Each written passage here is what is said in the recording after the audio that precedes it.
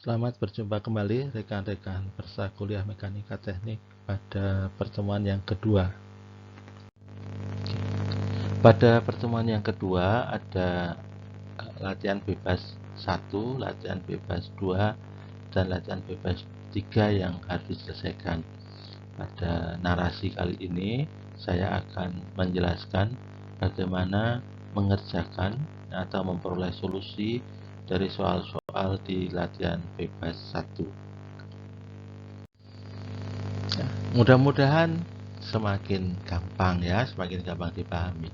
Mari kita coba kerjakan soal B2 pada latihan bebas pertama ya, latihan bebas 01. Ingat tahapannya apa? Untuk menyelesaikan soal-soal mekanika ada 4 tahap. Tahap pertama memahami soal. Tahap kedua itu membuat diagram benda bebas. Tahap ketiga melakukan analisis ya, gaya atau momen dengan persamaan sigma fx, sigma fy, dan sigma m yang kita buat sama dengan 0 ya untuk 2 dimensi. Untuk 3 dimensi berarti sigma fx, sigma fy, sigma fz harus sama dengan 0. Kemudian momennya, momen x, momen y, momen z juga harus sama dengan 0. Ini kalau 3 dimensi. Kalau 2 dimensi cukup fx, fy, dan momen dibuat sama dengan 0. Kemudian setelah semua dianalisis, lalu jawab pertanyaan atau berikan solusi ya. Itu 4 tahap. Mari kita lihat tahap pertama. Apa yang ditanyakan? Yang ditanyakan adalah besar gaya reaksi di A. Mana A? Oh, A itu di sana ya. Berarti yang kita lepas nanti, yang kita analisis adalah sistem ini. Dilepas di tumpuan A, di tumpuan B, supaya lepas dari tumpuannya, lepas dari lingkungannya. Sudah tahu apa yang ditanyakan, sudah tahu apa yang harus dilakukan, sudah tahu informasi yang ada di sana. Tumpuan A itu tumpuan pin, tumpuan B tumpuan roll. Maka mari kita buat diagram benda bebasnya.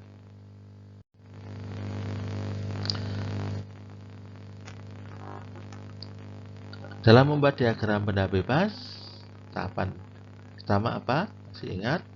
Betul. Ya, tahapan pertama adalah membuat kerangka acuan. Nah, kerangka acuan sudah dibuat di sini. Ini ada sumbu X, sumbu Y, N, dan T. Kita lakukan yang sama ya. Ini Y, itu X, lalu itu N, itu T. Ya, masalah nanti digunakan apa tidak kita lihat. Tapi itu acuannya. Jangan lupa momennya ya, dalam kita biasa sepakat dalam arah searah jarum jam itu dianggap positif. Nah, tahap kedua ya, kita lepas benda dari tumpuan, tidak ada tumpuan-tumpuan lagi, atau kita gambar ulang benda tanpa tumpuan. Mari kita buat ya, kita buat meskipun gambarnya tidak bagus, tidak apa-apa. Saya menggunakan pen aja sudah cukup, apalagi kalau teman-teman menggunakan pensil ya. Itu demikian kira-kira. Ini ada A, di sini ada C, di sini ada B. Batang AC ada 2 batang ya, batang ACB dan batang C ini yang terpotong. Nah, ini batang. Tahap yang ketiga yaitu gambarkan gaya luar. Kembali lagi di sini, kalau tidak diperlukan batang ACB, semua batang dianggap tanpa tanpa pengaruh pada sistem atau masanya diabaikan ya, supaya mudah ngitungnya. Nah, saya juga mengabaikan masanya, sehingga gaya luarnya hanya ada ini 800 Newton. Kita gambar 800 Newton di sana.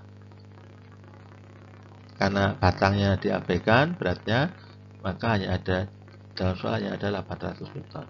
Kemudian yang D, kita gambarkan tahapan D ya, gambarkan informasi yang ada pada soal yang penting, baik implisit maupun eksplisit. Ya. Ini ada sudut 40 derajat digambar. Jadi batang ACB dengan batang beban 800 Newton itu atau beban gaya 800 Newton itu sudutnya 40. Kemudian ini ada sudut 60 derajat. Ya.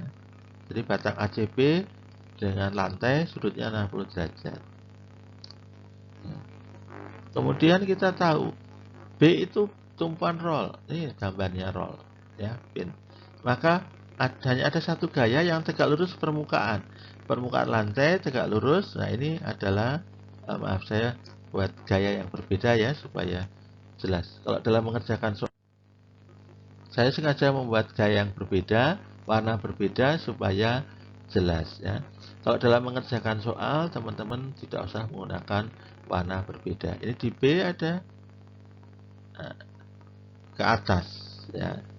Selain karena Y ke atas ya, selain karena sumbu Y ke atas, tapi secara akal kita mengatakan B itu lantainya ya menahan roll B ke atas supaya roll B tidak jatuh ke bawah. Aksi reaksi B menekan lantai ke bawah, maka lantai menahan B ke atas ya. FB, kita beri nama FB. Kebetulan Y-nya juga ke atas. Pak, kalau saya salah membuat gaya ke bawah, ya nanti hasilnya akan negatif nilainya. Ya. Pak, kalau saya sudah terlanjur ke atas, tapi nilainya negatif, berarti sesungguhnya ke bawah. Ya, hanya demikian.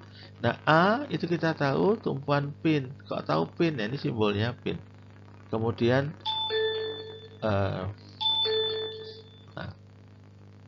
ya, jadi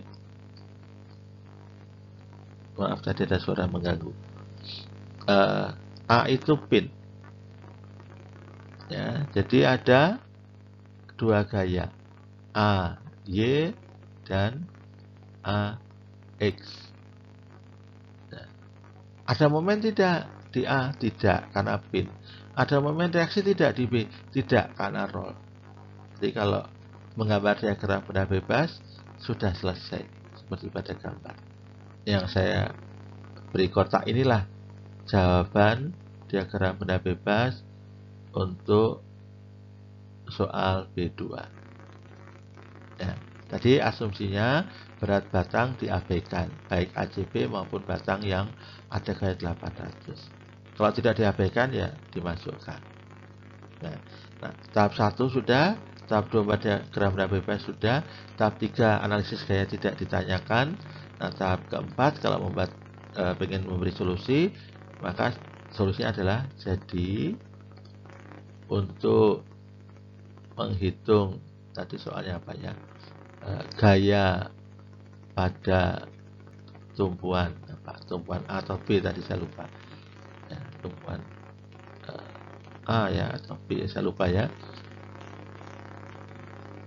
Diagram benda bebas adalah seperti pada gambar. Selesai ya, gampang kan ya, selalu lama-lama akan semakin gampang.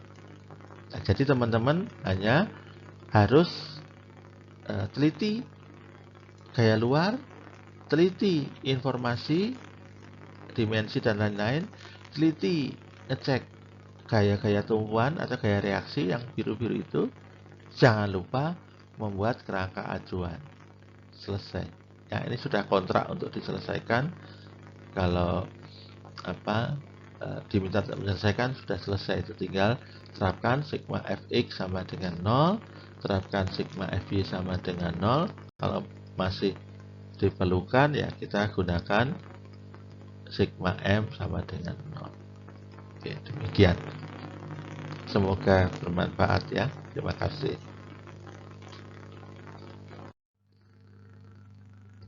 Selanjutnya jika ada pertanyaan ya atau kesulitan, silahkan tanyakan di grup kuliah ya. Saya akan menjawab semua pertanyaan, kesulitan, dan semoga kita semua bisa belajar dengan baik, tetap sehat meskipun pandemi, tapi kita bisa selamat dari COVID ya. Terima kasih. Sampai bertemu kembali. Silakan mengerjakan tugas-tugasnya. Saya tunggu kalau ada pertanyaan dan tanggapan di WA Group ya. Terima kasih.